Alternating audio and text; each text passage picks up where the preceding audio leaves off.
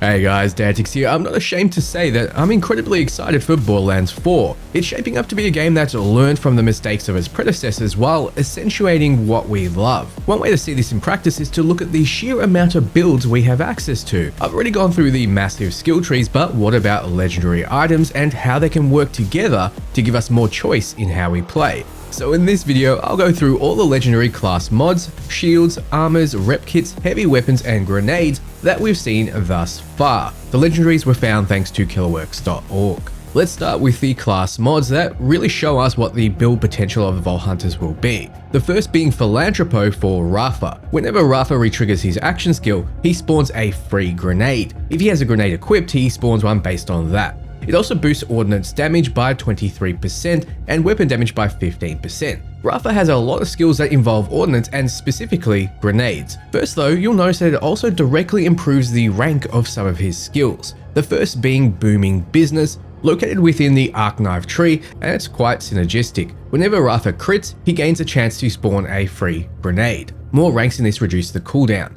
Over in the Peacebreaker Cannon tree is 3 points in Barrage. This bumps up splash damage, making those grenades much more potent. 3 ranks is an extra 30%. The next skill is back in the Arc Knife tree, Hemolitions. While Overdrive is active, aka the buff you get for activating your action skill, Rafa may use the grenades while they're cooling down at the cost of health, every time costing more health. Another rank is most likely reducing the health cost.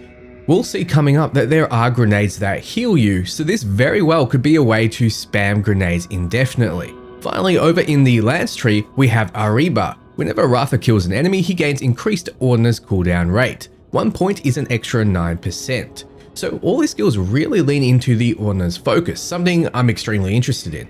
It almost feels like there isn't a wasted point on this class mod. If you find it, you'll want to immediately respec into it. Keep in mind there are ordnance focus skills in each of Rafa's trees. If you want to find out more, check out my Rafa in-depth skill tree video. Note that class mods adding points to skills does not require you to have a point in that skill to get the benefit. Next is a class mod for Vex the Siren, Avatar.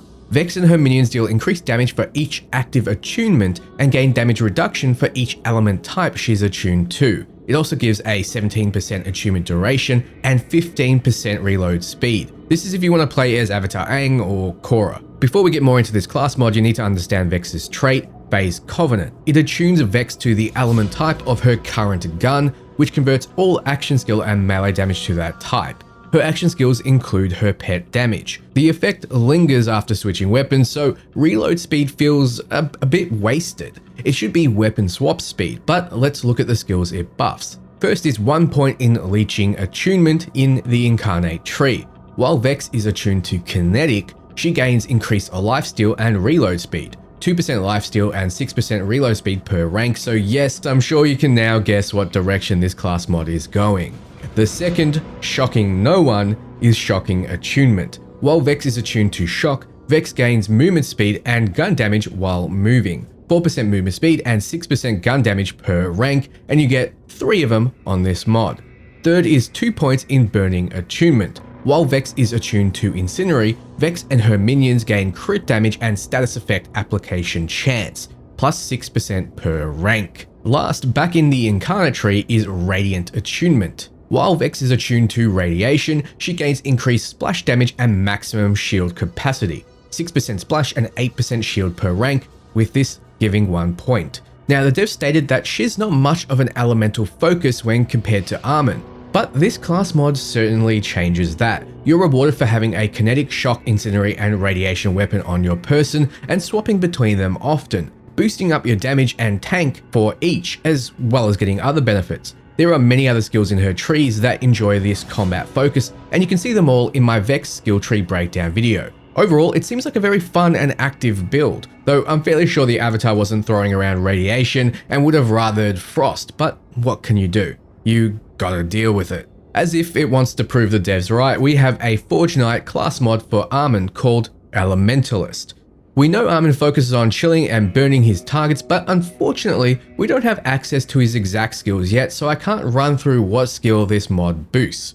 Based on the icons, we can tell its skills involving incendiary and frost damage. This mod also gives plus 15% skill and status effect damage. It also makes it so when an affinity skill gains a stack, all unlocked affinity skills gain a stack. For each stack of affinity from all affinity skills, Armin gains increased movement speed. Without seeing what affinity skills are exactly, it's hard to say how useful this will be, but we know it means he'll be receiving buffs for using his action skills and will be flying around the battlefield with extra movement speed. We also have an Earth, Wind and Fire reference quote, which is appreciated.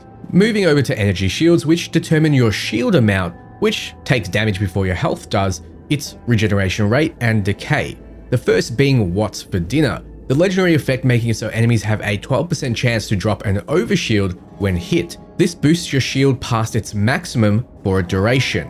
While you have overshield, you gain 25% shock damage. There's overshield synergy everywhere. For example, Vex has a skill called Corporeal, which makes it so her and her minions gain increased maxed overshield capacity and duration while it's active, and while it's active, they get increased damage dealt. You'll also see the legendary Oh My God, which consumes shield to gain more damage, but it'll do extra damage while the overshield is active without draining your shield. So I foresee a lot of builds made possible with overshield. This energy shield also has Reflect and Mag Booster, but let's just focus on the legendary properties because these properties very well could be random properties that are applied. Next, we have the Pandoran Memento.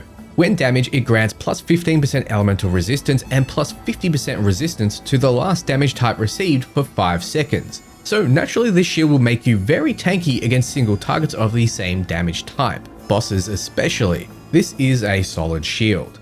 Angel is next, and when equipped, it grants faster revival from Fight for Your Life. When Fight for Your Life expires, it grants 1 free second wind every 300 seconds, and this is not a huge cooldown, but a very powerful effect. It's basically a free life against a boss who doesn't spawn a lot of scrubs for you to kill and self-revive on. Note that when you're downed, if you kill anything, including scrubs, you will get that second wind, with a duration to do so getting decreased every time you get knocked down. You'll notice that this shield doesn't have a high total shield amount, which makes sense for how powerful the effect is. Next, we have Cinder Shally. When damaged, grants a stack of Resolve, which reduces damage taken by 2% per stack for up to 25 stacks. When the shield breaks, release a Nova dealing 183 damage, which each stack of Resolve, increasing the damage by 20%. For those who like being in the thick of the fight, this will reward you, letting you tank it up and finish them off once your shield explodes. Protein Cell is next. Ground Slam to toggle this effect. While enabled, drains your shield over time to grant 40% bonus shock damage, and damage taken passes through your shield, basically making it so you deal a ton of damage for a time at the cost of having effectively no shield to use. There are skills that work with this, either liking shock damage or having no shield. Extra Medium is next, and it explodes on shield fill and shield empty, dealing a lot of damage. This is very Krieg, and if you're a torque lover, explosions and all, this could be a shield for you. We saw before Rifer's Peacebreaker Cannon Tree has Barrage, which boosts splash damage, so like anything in this game, it will synergize in one way or another with a build. Super Soldier is next. When energy shield fills, grants an overshield. When energy shield is full, grants 25% fire rate, 25% movement speed, and regenerates 1 ammo per second. This gives obvious overshield synergies like we mentioned before with Vex, but it also makes it so those who stay safe and away from damage get a huge benefit. It's called Super Soldier, so you'd expect it to be used on something like your Captain America style brawlers, but I think it's better suited to your snipers, your Hawkeyes. 1 ammo a second is better for a sniper than a Vladov, same with fire rate, and making sure you don't get hit so the shield remains is better for the snipers as well. Now we have to explain armor shields. These are new to the Borderlands series and function similar to shields, giving you protection before hitting your health. They also have differences. They give a damage reduction. This one is 22% while the armor is active. You're always regenerating armor over time, even while taking damage, but it's a much slower regen when compared to energy shields. Shields are weak to shock and armor is weak to corrosive. Armor has segments that break. Legendary armor shields often feature perks that trigger on segment breaks, which we'll see. Fear not though, in skill trees, you have skills that mention shields and armor counts as shields. So skills that restore shields, boost recharge, or grant overshield also benefit armor shields. So armor is better for scrappiness, and shields are better for burst damage and guerrilla fighting. I say it's better for scrappiness because you're going to be in the thick of fighting and your shields won't have a chance to regenerate, but your armor is always regenerating. Eminent Hoarder makes it so on kill, 50% chance to spawn an armor booster that instantly refills your gun. No surprise that this is a Vladof armor. If you like spraying and praying, this is the armor for you.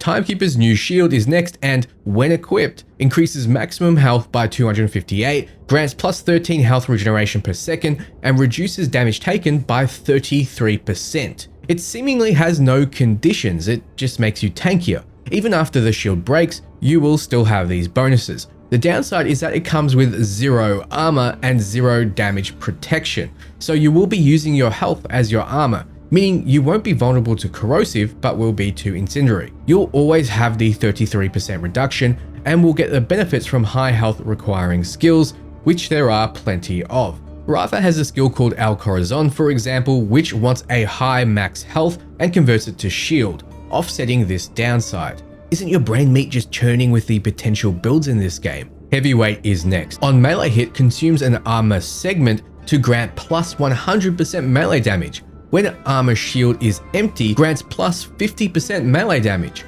So very obviously this is for a melee build. Armin will benefit from this, yes, but also Ratha with his arc knife focus. With certain builds having an almost 100% uptime of that skill, this will be insane.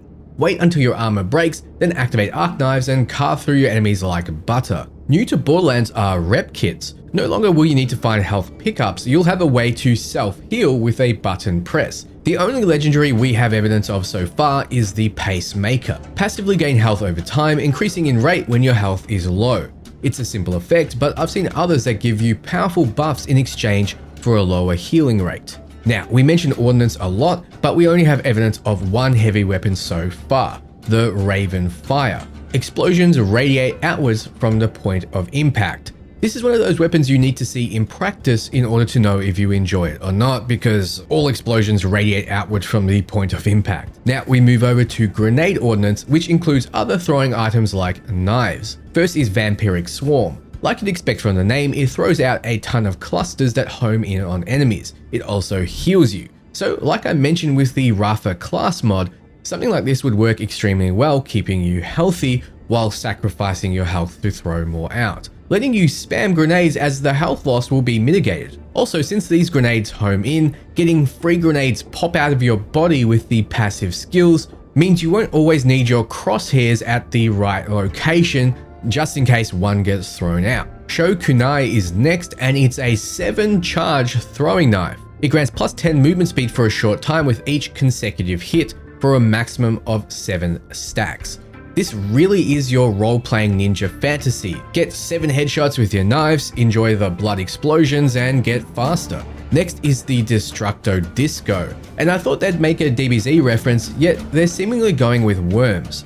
All the legendary text says is disco, so I imagine this is throwing out a disco ball like grenade disc, which probably stuns enemies before it explodes. Let's just move on. Now this grenade is confusing. Both the legendary property and the order property say it homes in on targets. This is yet another legendary we need to use to truly experience. Next is a throwable buzz axe. It's makeshift, whatever that means mechanically, but this does seem like a Krieg weapon spiritually. Next is Jelly, which replicates like slimes in RPGs. It's a bouncy grenade that also heals you and teleports to its destination. Now, I'm not sure why the Ripper properties teleport. Seems like that'd be more an order thing flavor-wise, or even Tediore, but I'm not complaining. Now, here is a grenade that truly leans into some powerful builds, the Slippy. It does melee damage, so yes, all those gear pieces and skills that boost melee damage boost this as well. It also deals ordnance, so yes, it will fit the Ratha Arc Knives tree to a T. In that the tree has skills that boost his arc knives and melee action skill, as well as grenades, ordnance, and melee damage, and this grenade gets boosts for all 3. Oh Slippy, you seem like a lot of fun. With the spinning blade, you throw out a blade, and if you let it hit you on the return, you refund the charge, meaning you could keep spamming it out if you like your movement being restricted in such a way. I'm sure there are many ways to abuse this. Even one single way to increase a charge will make this so much better. UAV is next, and it seems like it summons a drone to drop bombs on targets. Can't be sure, but the name UAV and the Death from Above and Call of Duty killstreak line definitely leans that way. With Rapid Recursive, we have another disc throwable. It hovers above enemies, firing a beam downwards. Once again, we need to see this in action, but think of seeing a flying saucer. Finally, we reach the last legendary and the last grenade, Faulty Detonator.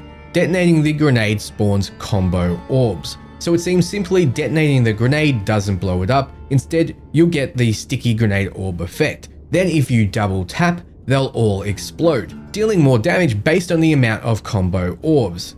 Interesting, but mechanically more intensive. Now, that's all the legendaries I have for you today. What do you think? Enjoy what you see? Is your mind swimming with build ideas? Let me know below. For everything Borderlands 4 and RPG, you're in the right place. Ciao, friends.